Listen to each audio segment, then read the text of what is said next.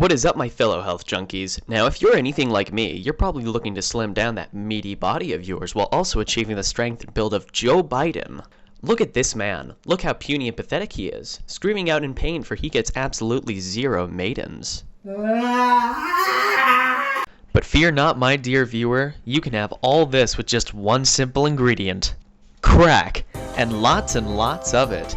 With our new patented formula, crack can help you lose all that extra weight while also getting you a girlfriend. Side effects may include headache, nausea, vomiting, dizziness, loss of teeth, dysentery, cardiac arrhythmia, mild heart collisions, varicose veins, coma, waking up as a woman, cysts, diabetes, virginity, mild discomfort, living in your walls, itchiness, paranoid delusions, the voices are only getting louder, please help me. Contact your local crack dealer to see if crack is right for you. If you haven't caught on, I'm going to be talking about advertising, more specifically, food advertising. Advertising has existed since the dawn of man, ever since caveman learned that big rock is better than small rock. Advertising as an art form has evolved throughout the ages. Oh my God.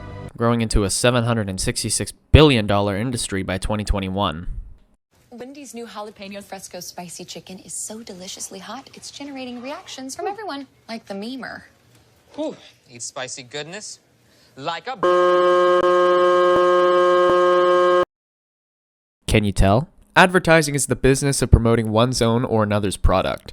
The earliest form of advertising can be traced back to ancient China, as men would stand outside playing the flute to sell candy.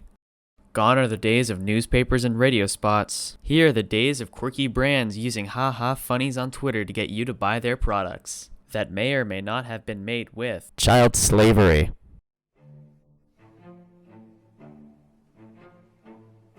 In our modern capitalist society, these companies want one thing and one thing only: your hard-earned bread. These slimy crooks will do anything to get even a cent of your money. Let's look at those tactics. Pandering to the lowest common denominator for some updoots. Product placement and entertainment. It's like people only do things because they get paid. And that's just really sad. Over-the-top ads. Merchandising. Lying about their products. Billboards. Celebrity endorsements. Bribe scientists for positive reviews. Buying fake scientists. Cheap labor. Being in your face 24/7, forcing competition out of business, and diverting waterways to force people to buy your cheap bottled tap water. This is a real thing, by the way. Nestle can go suck a fat one. You might be saying to yourself, yeah, so what? I would never fall into the slimy hands of a businessman. I'm way too smart to fall for such cheap tricks. It's okay, dude. We all do.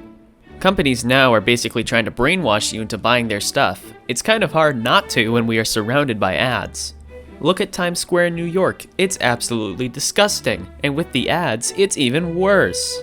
Here's Shinjuku, Japan. I don't speak Japanese, but I can tell what it wants from me. It wants my cash.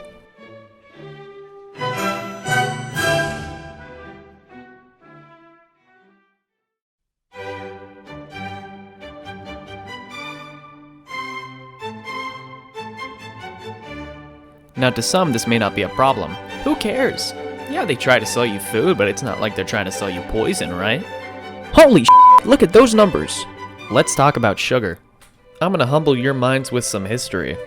Back in the 60s, the sugar industry got a bit worried about some studies that found a link between the rise of obesity and heart conditions and the rise of sugar consumption in the United States. So to keep profits up, the industry got a bit mischievous. Here's a recreation of a meeting between two very concerned businessmen.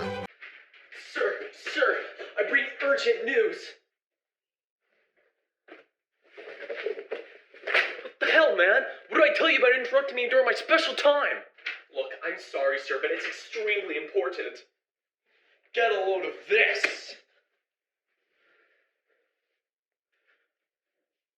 Oh my God!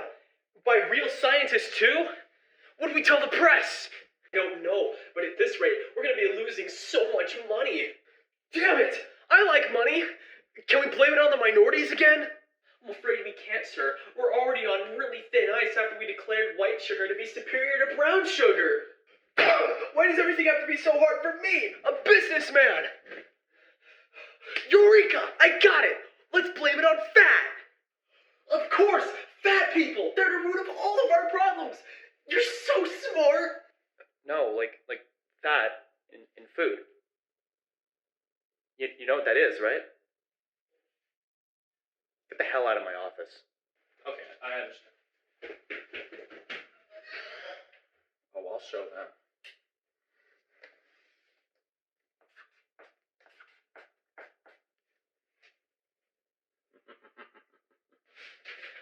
Harvard scientists, take this one to the lab.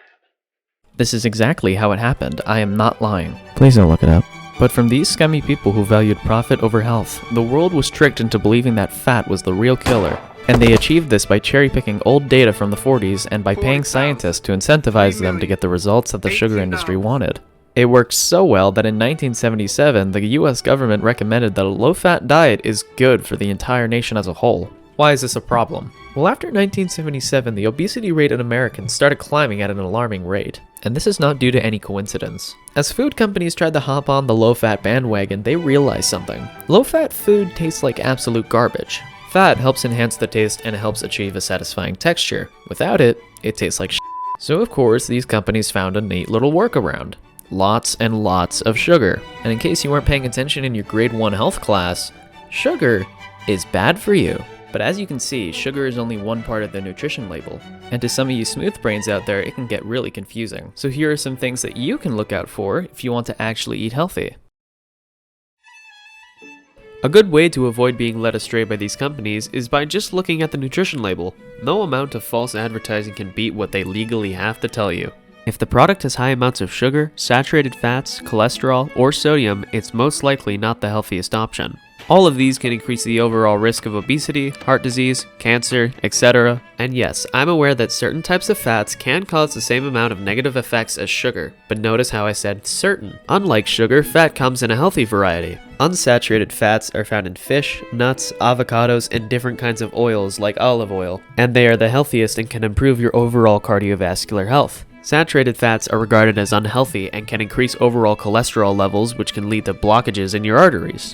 These fats are found in your average North American diet: red meat, whole milk, and many processed and commercially prepared items, including fast food. Trans fats are regarded as the unhealthiest fat of them all, and probably has more bodies to its name than your ex.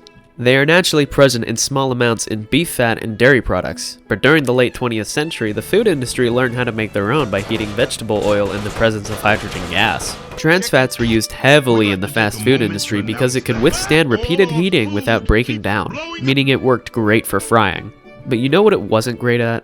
Keeping its customers alive, as even 2% of trans fat in your calorie intake can increase your overall risk of heart disease by 23%.